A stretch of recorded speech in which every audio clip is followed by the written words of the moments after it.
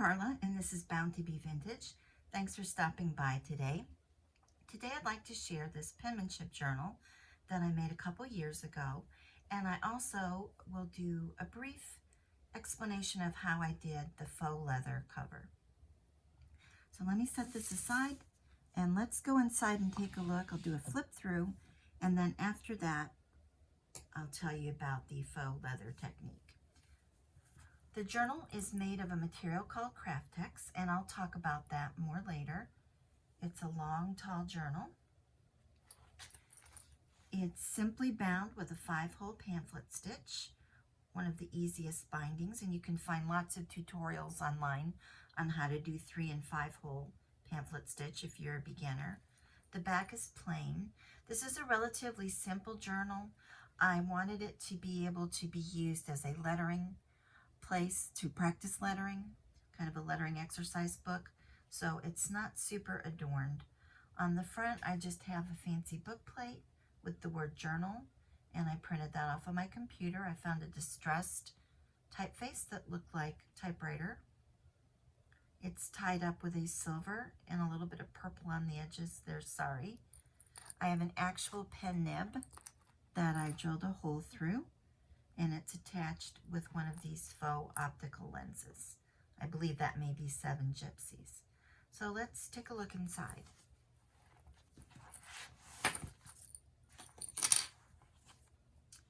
The inspiration for this journal was this set of digital papers by Vectoria Designs. It's a penmanship bundle. I will leave their information below in my description box. I'll try to give you all the information of everything I mentioned today in the description box. I'm not affiliated with anyone. These are just products that I've used, and I know as a beginner a couple years ago, I really like to know what everyone was using and where they found it if possible, since different parts of the country have different stores and different items. So this is the digital. I've left it pretty unadorned. I just have a label that I've stamped number 7 on. 7 is my favorite number, and you'll see it reappear throughout my work if you watch many of my videos. The digital is quite grungy. As you can see, it looks like there's a lot of aging and ink spatters, and I really like that about it. It does get into some brighter colors like this teal though. This is a letter that I've printed off from Southern Railway, and it's about a load of flower bulbs, and I thought that was very interesting that the railroad would be discussing flower bulbs and when they'd arrive. That spring gardening's important. So I believe this was from Old Design Shop, and again, I'll link her below. She has a bunch of great digitals. If you're starting out and you're on a budget, that's a good place to find free ephemera, and she does also have an Etsy shop. This page is the cover of a magazine called The American Penman. It's quite old. The cover was quite fragile, so I scanned it and sized it to what I needed it to be. I knew the cover would crumble if I tried to fold it. This little flip is the actual booklet out of a lettering set of pens with nibs, and I just thought it was so graphic. I folded it in half and glued it to itself. Actually, this would be a quarter because there's another side. So I brought in right on the natural fold and glued it to make this little flap. I have Eastern and Western Union telegram digitals in here that I just found on the internet. Lots of space for writing. Like I said, that was the intention of this, was inspiration with the pages of lettering, places to practice lettering, and also a place to store some of my vintage ephemera. Here there's a little journaling card attached with, I believe these were called book darts. Little copper tabs, and they look like a pen nib to me. So I thought they were perfect for this journal. This page is a scan of some pages out of a antique French appointment book. It says 1887, and the pages I received were original in a Happy Meal a long time ago. So I've scanned them and used them throughout a number of projects. This sheet is an actual vintage teacher's lesson plan book, and I've just got a little bit of patterned paper in the corner with an ink bottle.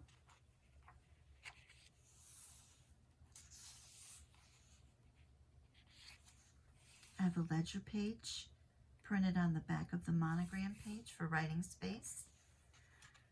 This letter writing page is from an antique book. I have this book, but I actually used a digital from the old design shop, and I put a tab on it just because it was such a short page and for some fun.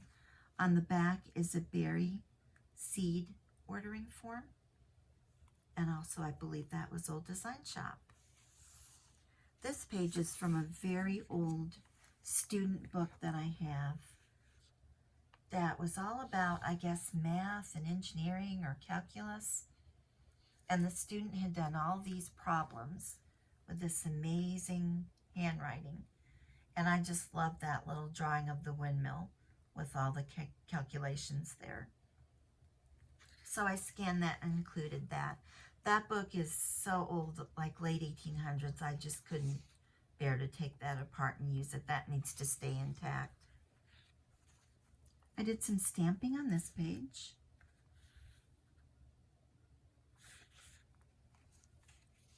This is a digital of a book page from the Scholars Monthly Reports with some notebook paper printed on the back. This is a page from the digital that's just very plain. The ink bottles. I've done a few vellum pockets throughout.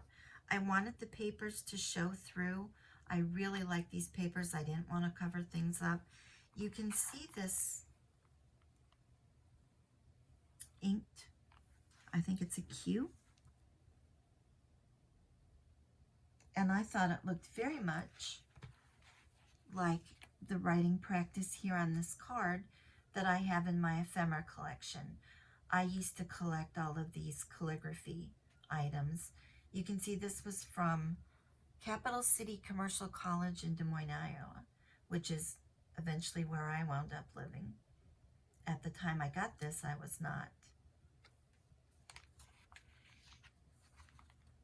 I have a monogram page. I believe this is also Old Design Shop. Now, if you go and look on their website, the pages aren't going to look this grungy when you see them. You can see this page is very mottled and grunged up. I got that effect with a series of grunge papers that Vectoria Designs gave away for free at one point, and I believe they may have them on their Etsy site. I can go in Photoshop Elements and do layers and layer these grunge papers over other images, but if you don't have that, or you don't know how to use Photoshop, or you don't want to invest in it, I believe what you could do is just run the paper through your printer twice. Print the grunge image on your plain paper, and then print the monogram image. Or you could coffee or tea dye paper, make it nice and blotchy, and then print over that as well, if you're looking to get that grungy effect. This is a family record page. I think this may be Graphics Fairy. A little penmanship writing page. I like the blue in this one. And another of the digitals. On this page, I made a pocket to hold some of my vintage ephemera and handmade ephemera. I have a calligraphy card. I thought the purple went very well with this page.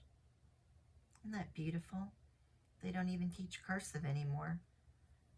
And people used to do this beautiful, beautiful work. I'm not sure what this is. It came in an ephemera pack I bought at one time, which was supposed to be French ephemera. It looks like maybe somebody's printing with some stamps, a little bit of practice, or maybe letterpress. I have seen a mark like that with letterpress type. This feather was a project from the Graphics Fairy. They offered the script pages with the outline of feathers, and then you could cut them out and fringe them up to give them a bit more of a realistic effect. In my mind, I imagine this to be our reward of merit from a teacher to a student who had good penmanship. I imagine that she could not afford the fancy reward of merit cards that you see sometimes from the Victorian era. So she made these little feathers out of their penmanship practice sheets, and it's stamped on the back, reward of merit. I have a little stamp set where you can set the individual letters. So I've done that there. And then an extra page for writing space on vertical writing. And I've grunged up the edges a little bit with distressing. You've got some writing paper here with the image of the little girl.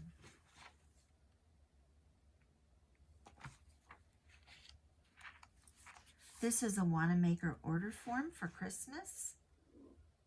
And again, I've grunged it up with one of those grunge page filters. This page is scanned from an old typewriter book that I own. And I just love the keys. I thought they were such fun shapes. So it's my center. And I found these paper clips that look like typewriter keys from like an old Smith Corona at a thrift shop. So I've attached journaling cards. This one is of a typewriter eraser, and this one's of a typewriter. And I use the exclamation mark and the ampersand.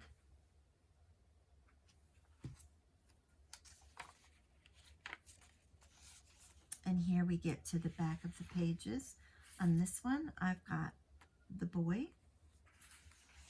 And in the pocket here, I have another one of those beautiful calligraphy cards with the purples. This is some sort of little number calculation.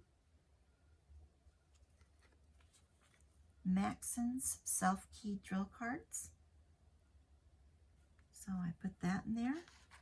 I've got another feather, different shaped feather. There were several shapes to choose from. Stamped reward of merit. And then for extra writing space, I've got some bottles of ink with the different nibs.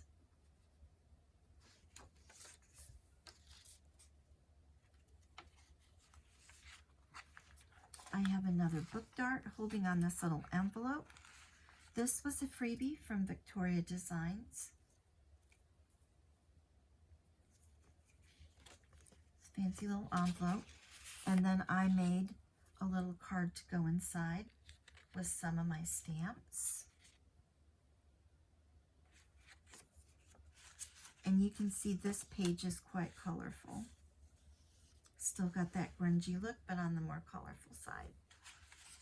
The back of the penmanship practice, the back of the family register, monogram page.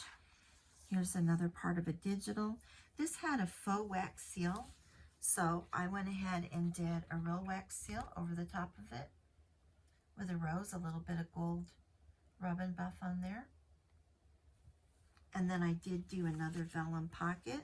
This was another piece of that scrapbook paper that I used the ink bottle from earlier. I like the sort of cameo with the ink flourishing design in there. I put photo corners on it and left the back blank. And I did age up all of my vellum with vintage photo distress ink. On this ink page, I did embellish it. I had a student book on birds, and that is the writing that you see in the background. There's a little paper ruffle, and then I've stitched stamps in colors that coordinated with the page over that little paper ruffle, and you can see a few words like fish and water because the book report told all about the different bird and what it ate and where it lived and that sort of thing. This is the back of that scholar's notebook. I did some stamping on this page. The back of that very old student calculus and engineering mathematical book. You can see it said problem. Back of the seed form. The back of the writing book, and I've added a couple of vintage stamps to it. That gentleman looked like he could be a writing teacher. And then there's some books and an inkwell and a feather pen on that stamp. Digital ledger. This is the back of that student or the teacher student planner. And I've got a couple tags in here. Write soon in calligraphy. And this I received in an ephemera package I bought. The stamp was already mounted to this little tag, so I just added some baker's twine. This is a stamp I have and I just circle punched it. The back of the teacher's planner, and I've got a little card here that makes a pocket to slip in more paper for writing practice. The back of the French daybook. Another little pocket here made of vellum with an ink bottle and a stamp. 2 different journaling cards in there.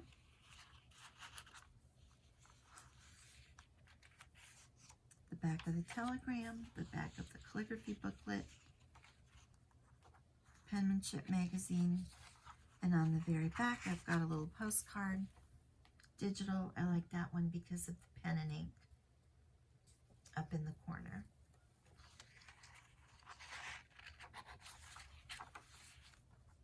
And that is the Penmanship journal. I did want to mention that I printed the majority of the pages on a parchment paper. I don't know if you can see, but there's a lot of texture to it already. And it takes the ink beautifully. It does kind of mute and soften the ink, but I really like that. And the feel of the paper is just wonderful, especially when the ink gets on there. And I think it really helps give a vintage effect. The one that I use is this Southworth parchment. This one's a 24-pound. It's in the ivory color. I've gotten this at Walmart as well as I can find it in thrift stores sometime. So if you want to vary your look on your pages, try printing out a different kind of paper like this parchment. It really makes a nice vintage effect. Okay, so let's talk about the distress technique. Let me show you the cover up close, and I hope the camera will pick this up. There are folds and creases and a variety of color on this cover that makes it look more like leather. What it started out as is just simple Kraft-tex, and I used the craft color of the Kraft-tex. So you can see the difference between my technique and then the plain. It's much flatter. The color's not as deep. Hopefully this is picking up the texture for you. So if you're not familiar with Kraft-tex, it is a really interesting thing to work with. They refer to it as combining the best of leather and fabric. This is a package of it. And I don't really have a place to tell you to order it from if you're interested, because each time I've ordered it, it's been from someplace different. Initially, I bought a large roll of the Kraft, which was kind of like the size of a roll of gift wrap. And I originally, years ago, got that at Walmart.com, and they delivered it to my store for free. Then later, I wanted the sheets, and in this pack, you get this Kraft white, black, stone, which is kind of the gray color you see on top, and then a chocolate brown. I believe I bought this from C&T Publishing, but what I would do if you're interested in this is just type Kraft-tex into Amazon or even just Google and see who's got it, and you can find out what it costs, what will work best for you, what configuration you want, what colors you want. They also carry it in brighter colors, reds and purples and things like that. It's a great material for all kinds of things. You can see that I have saved all my little scraps in the back because I use it for reinforcing spines. You can see I've hole punched here to make those little closures like on the bank envelopes where you wrap the string around in a figure 8 around the little circles that have brads in the middle or eyelets. It's great for that. It's a super sturdy material, and you can stamp on it. I think I have some examples of that. It takes stamping very well. You can emboss it, you can hand stitch, you can machine stitch. You can even throw it in the washing machine and really distress it if you want a super distressed effect. But the one I used was a little more subtle, and I'll tell you how I did that. What I did is I looked on the internet and I looked up Kraft-tex and how people had used it, and then how people created faux leather techniques. And like I usually do, I wound up kind of putting them all together and kind of going my own way with it. So what I did is I took my sheet of Kraft-tex and I cut it to the size of my book. The packaging reassured me it would not shrink. So I trusted it and cut it to that size, and it did not shrink. Then I took the Kraft-tex and I just crumpled it. I'm going to use a sheet of paper for demonstration of how I did it, because I don't want to crumple this Kraft-tex. I may use it for something else. So I just crumpled it up in a ball. The Kraft-tex will give you a little more resistance to that.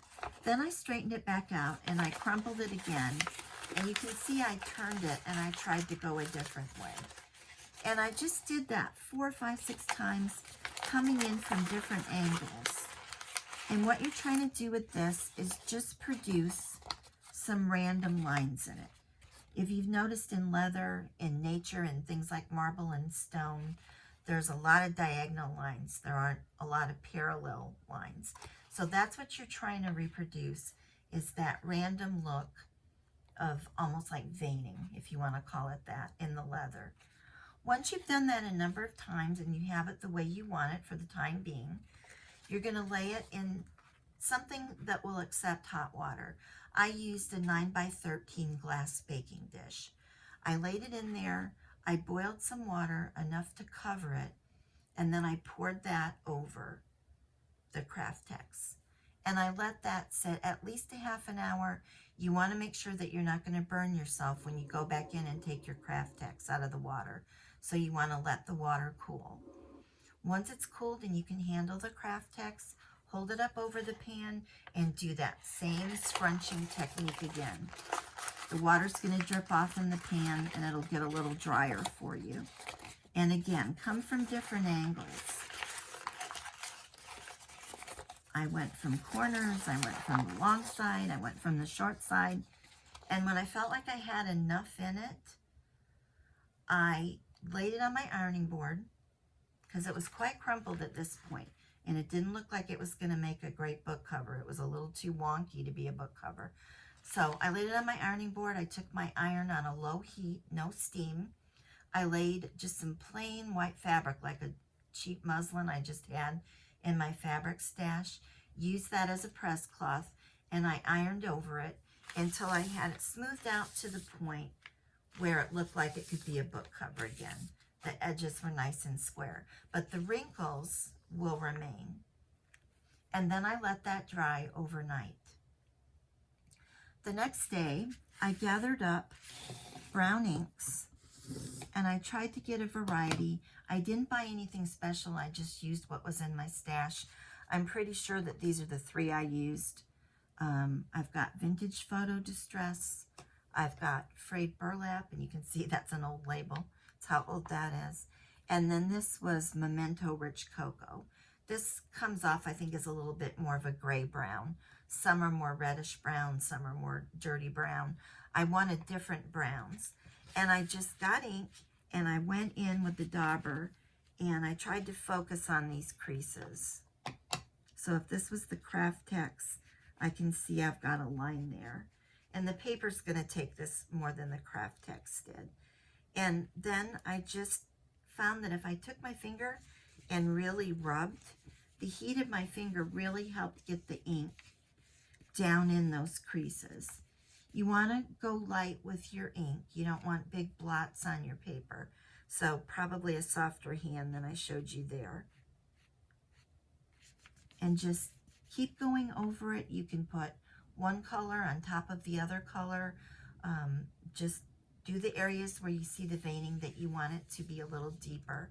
And then I did also go around on my edges like we typically do when we ink our fussy cuts, because I wanted to darken these edges up a little bit. So I went all the way around and inked all my edges. And I did distress it both on the inside and the outside of my cover. And then I let that sit and dry for a little bit. And then I decided to go ahead and put a finish on mine. And I'll show you two different products here.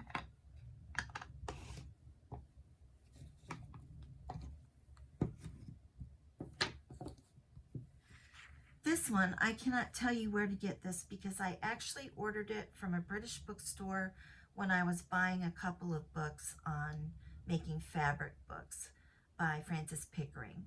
She had used this to seal her cloth book covers. So I bought it for that purpose, but I wound up using it on this project. This is an acrylic wax. I'm sure that you can find something similar here in the States. Again, I would just Google acrylic wax and see what you come up with.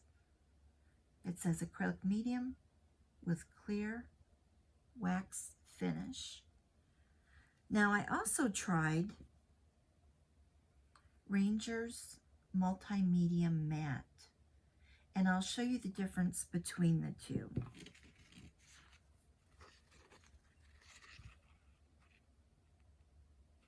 I'm not sure if the camera's going to pick it up real well, but the Ranger Matte is shinier. There's a softer luster with the wax medium, but either one is really perfectly acceptable. And again, you can see the wrinkles that I got and the color variation I got compared to how the Kraft-tex starts out.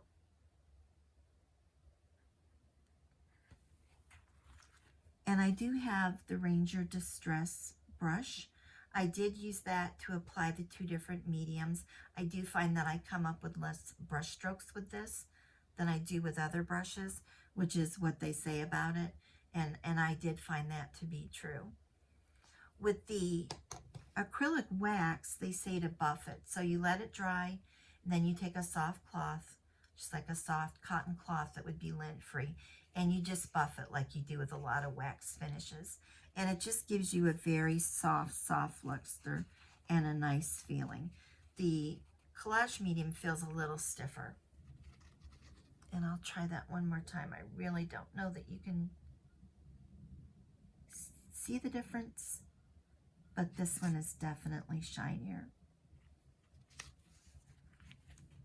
Then I just folded it in half and stitched my signatures in. You could round the corners if you want. It's definitely easy to punch with this Kraft-tex. As you saw earlier, I punched circles out of it, so you could use a good corner rounder on it.